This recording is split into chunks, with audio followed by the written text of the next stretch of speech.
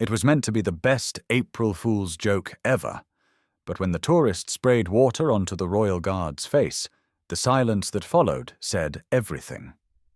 If you want to know what really happened, please subscribe and let us know where you're watching from. Now, let's get into the story. The morning sun made long shadows across the old stones of Windsor Castle as April Fool's Day arrived. That day, there was something special in the air. Tour buses had started arriving earlier than usual, dropping off lots of visitors with cameras, all keen to see the changing of the guard. Among them was a man named Ben Harrison. His Australian accent was easy to hear over the quiet, respectful sounds of the crowd. He adjusted his expensive sunglasses and said, "This is going to be amazing, mates." Ben had become a bit famous back in Sydney for what he called consequence-free comedy pranks. These pranks pushed the limits, but, he thought, didn't have any real bad results. April Fool's Day at Windsor Castle was the perfect place for a big show. His friends Dave and Steve followed behind him, looking unsure, with their cameras ready. Even though they didn't seem too happy, they went along.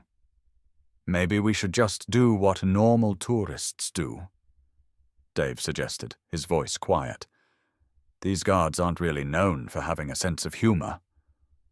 Ben laughed, running a hand through his carefully styled hair. "They're paid to stand there and look good. Besides, everyone does the usual try to make the guard laugh thing. I'm going bigger." The look in his eyes showed he wanted to cross some lines. He was thinking more about getting lots of views online than about being sensible. About 20 meters away, Corporal Alistair Davies stood at his post. His bright red uniform shone in the spring sunshine, and his tall, bearskin hat made him look even taller. He was already a big man.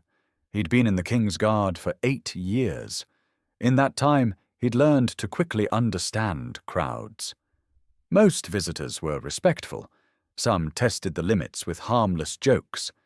But a few, like the loud Australian now getting ready to perform for everyone, were looking for trouble. Corporal Davies stood still, his eyes looking straight ahead, as he had been trained to do. Behind his calm face, he had years of hard training and service. The joker coming towards him couldn't even begin to understand this. As Ben and his nervous cameramen got closer, Corporal Davies did what he'd done many times before. He got ready to represent the king with complete honor, no matter what silly thing this April 1st might bring.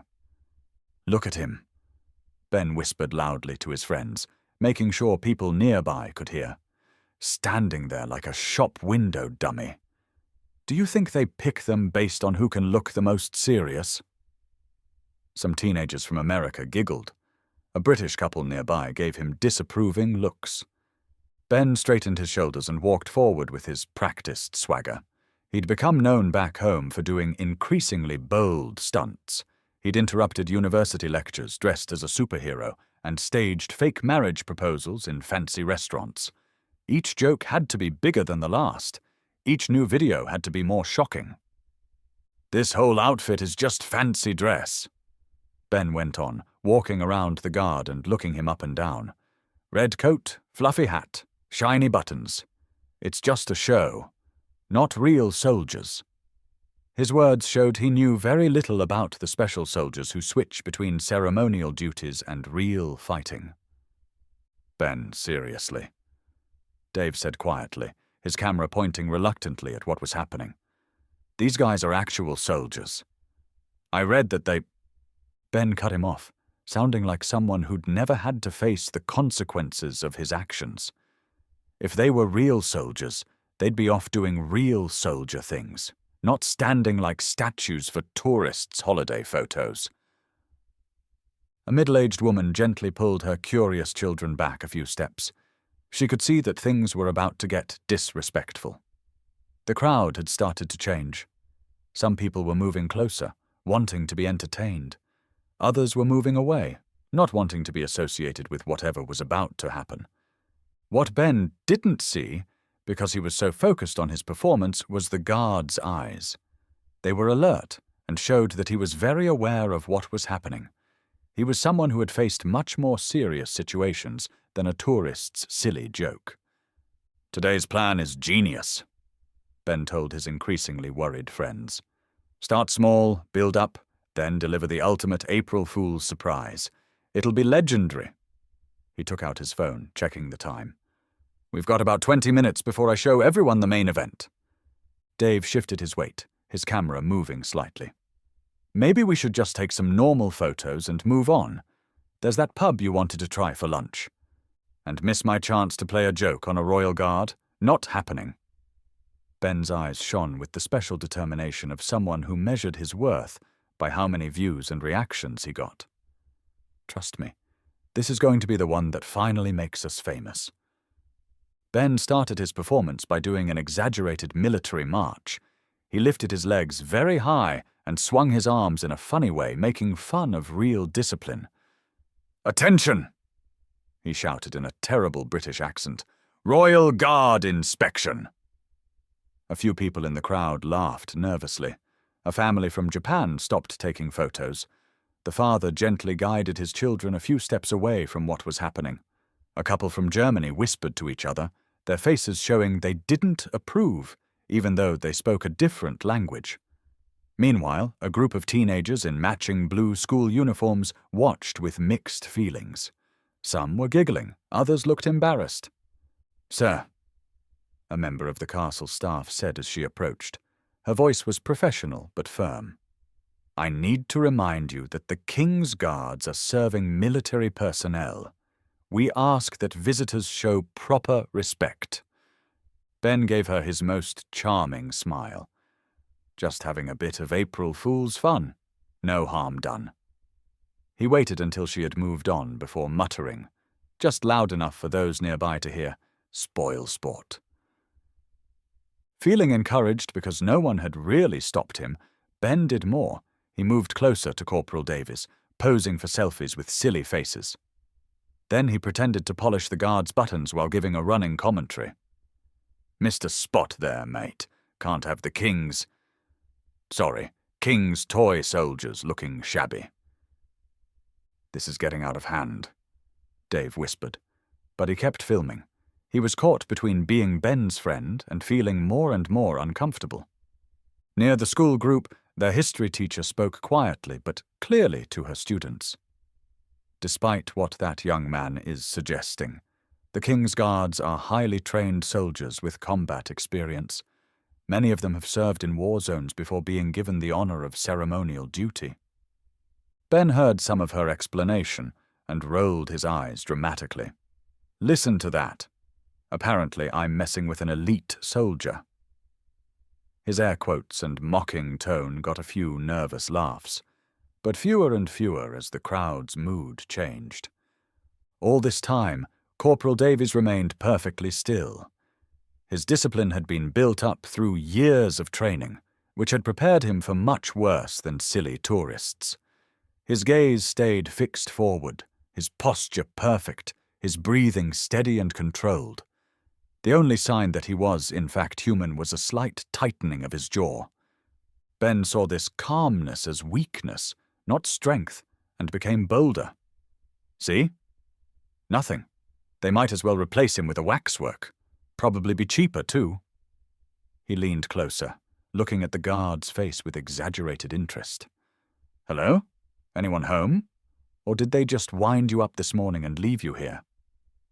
A few feet away, a castle security guard spoke quietly into his radio, his eyes never leaving Ben. The staff were clearly losing patience.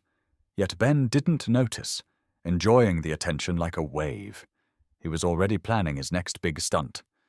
"Right, mates," he announced to his increasingly reluctant audience. "Time for the main event. The April Fool's joke to end all April Fool's jokes." His friends exchanged worried looks as he unzipped his bag. "I've been saving this all morning." The remaining onlookers sensed that he was about to cross a line. Several more stepped back, while others watched with a kind of morbid curiosity, like people watching a car crash about to happen. Ben, however, seemed unaware of the changing mood. He was completely focused on what he thought would be his moment of glory. "Sometimes," he declared, You need to make a splash to get noticed." With a magician's flourish, Ben pulled something from his bag that looked like an expensive professional camera. Only his friends knew what it really was: a high-quality water gun, carefully disguised to look like photography equipment.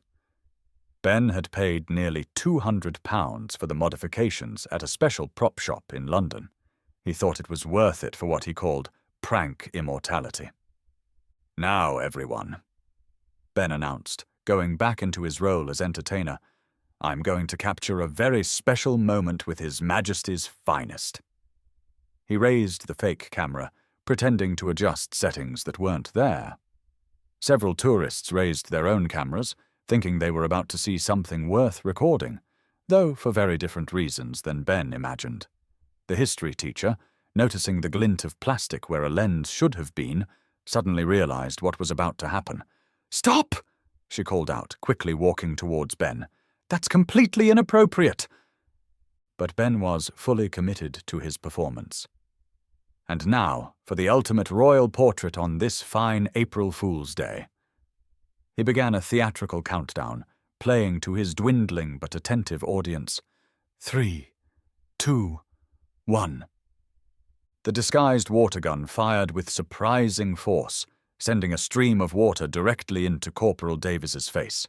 The liquid splashed across his perfect uniform, making the bright red fabric darker, and dripped from his tall bearskin hat in steady streams. For a moment that seemed to last forever, no one moved. Not Ben, not the crowd, not even the security staff, who had started forward too late. The gasp from the crowd seemed to suck all the air from the courtyard. Cameras were lowered in shock. Parents physically turned their children away from the scene. Ben's own friends stepped back, instinctively distancing themselves from what they now realized was a serious mistake. Corporal Davies remained perfectly still, water running down his face. His training was so strong that even this direct attack didn't immediately break his stance. Droplets gathered on his chin and fell onto his chest, darkening the medals that represented real service to the king and country. His eyes, however, had changed. They were now fixed directly on Ben with the focused intensity of a soldier who had made a decision. Ben's triumphant smile began to fade. The lack of an immediate reaction wasn't what he'd expected. The crowd's horror, rather than amusement, wasn't in his plan. Something in the guard's unwavering gaze sent a shiver of realization down his spine.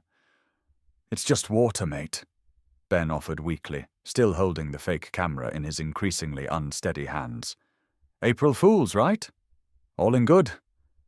The movement, when it finally came, was so quick and precise that onlookers would later disagree about exactly what they'd seen. Corporal Davies stepped forward with military efficiency, each motion economical and purposeful. His white-gloved hand closed around Ben's wrist with controlled pressure. It didn't hurt, but it completely immobilized him. With his other hand, he took the fake camera from Ben in one smooth movement that spoke of tactical training, not just ceremonial practice. Ben's bravado disappeared instantly. His face went pale as he found himself firmly held by a man whose training and ability he had so completely underestimated. The guard's grip wasn't painful, but it made it perfectly clear that any resistance would be unwise. It was just a joke," Ben stammered, his Australian accent suddenly sounding much more nervous. The courtyard had fallen completely silent. The tension was almost unbearable as the consequences of his joke began to become real. Corporal Davies's face remained professional, but there was something in his eyes that made Ben swallow hard, the clear look of someone who had faced real threats and knew exactly how to handle them. Water continued to drip from the guard's uniform as he held Ben in place, waiting for the security staff who were now rushing towards them. In that moment, staring into the calm but unyielding face of the man he'd attacked for entertainment, Ben Harrison finally began to understand the difference between a joke and a serious mistake. "The weapon, sir," Corporal Davies stated firmly, his voice carrying the clear authority of command, even though it was measured. He held the confiscated water gun with the same precise grip he would use for real smuggled goods. Ben's wrist remained secured in Corporal Davies's other hand. The guard's posture showed years of tactical training that had nothing to do with standing still for ceremonies. "It's just a toy," Ben protested weakly. His trademark confidence had vanished under Corporal Davies's steady gaze. "Just a bit of April Fool's fun. No harm." "Attacking a king's guard is a crime," Corporal Davies interrupted, each word precise and controlled, despite the water still dripping from his face. "Not a joke. Not entertainment." Two castle security officers arrived, positioning themselves on either side of Ben. The crowd had formed a circle around the scene, with people capturing every moment of Ben's humiliation on their phones. His friends stood frozen, their cameras lowered, their faces showing a mix of embarrassment and relief that they weren't in Ben's position. "Just a joke, mate," Ben tried again, a nervous laugh dying in his throat as it met Corporal Davies's steady gaze. "This uniform isn't a costume," Corporal Davies replied, his composure remarkable considering what had just happened. "These medals aren't props." He released Ben's wrist as security took over, but his presence remained commanding. "Before standing on this post today, I completed 2 tours in Iraq. The men who will stand at Buckingham Palace tomorrow returned recently from NATO exercises in Eastern Europe." Ben blinked, his understanding clearly changing as Corporal Davies continued. "Each button on this tunic, each crease, each piece of brass, represents over 300 years of unbroken service to the Crown," Corporal Davies explained, not with anger, but with the clear purpose of teaching. "When you make fun of this uniform, you make fun of the sacrifices of every soldier who has worn it, including those who never came home." The crowd remained silent, the only sound being the soft drip of water from Corporal Davies's uniform onto the ancient stones beneath. Several older British visitors nodded in solemn agreement with the guard's words. I didn't know," Ben admitted, his bravado completely gone. "Honestly, I thought you were just, ceremonial. Not real soldiers." "Every guard on ceremonial duty has earned their place through actual military service," Corporal Davies explained. "The privilege of standing here comes after proving oneself in training and often in combat." One of the security officers spoke into his radio, confirming that the police had been called. Ben's face went even paler at this news. "Are those real medals?" Ben asked, his tone completely changed. Genuine curiosity had replaced his earlier mockery. Corporal Davies gave a single nod. "Kosovo Peacekeeping Mission, 2018. Iraq, 2020. "I'm sorry," Ben said suddenly, the words seeming to surprise even him with their sincerity. "I truly didn't understand who you are. I was being an idiot." The security officer began to lead Ben away, explaining in quiet voices the possible charges for interfering with a king's guard. As they moved him towards the security office, Ben looked back over his shoulder. "For what it's worth," he called out, "I really am sorry. I was wrong about everything." Corporal Davies acknowledged this with the slightest movement of his head before returning to his position with practiced precision. In one smooth motion, he resumed his stance, shoulders back, chin up, posture perfect. Only the darker patches on his bright red tunic showed that anything had happened. The watching crowd remained silent for a moment longer, then slowly, respectfully, began to disperse. As they moved away, their behavior had changed. Few stopped for silly photos. More stood at a respectful distance, watching with a new understanding. Parents could be heard explaining to their children the real meaning of the guard's presence. Dave and Steve approached the security officers quietly, identifying themselves as Ben's friends and asking what would happen next. Their cameras were now completely lowered. They had stopped being the documenters of Ben's joke and were now genuinely concerned. Through it all, Corporal Davies maintained his post. The water slowly dried on his uniform in the spring sunshine. His eyes had returned to their forward gaze, his posture perfect, his dignity completely intact. Despite the attack he had suffered, he had responded not with anger, but with education. His response had completely changed at least one tourist's understanding. As the courtyard returned to its normal rhythm, the only evidence of the incident was the slightly darker patches on a bright red uniform, and the important lesson learned by everyone who had witnessed it. Sometimes, the most powerful lessons come when our wrong ideas are proven wrong by reality. What began as an April Fool's joke ended as a moment of real understanding about the men and women behind the ceremonial uniforms who guard Britain's royal traditions. While jokes can bring laughter and create memories, there's a clear difference between harmless fun and disrespect. We only see this difference when we take the time to understand the traditions we encounter, rather than simply dismissing what we don't immediately understand. If this story has made you think differently about the Royal Guards, please click the like button and subscribe to hear more stories that might change your perspective. Don't forget to click the bell icon to be notified when we post new videos about the people behind the uniforms.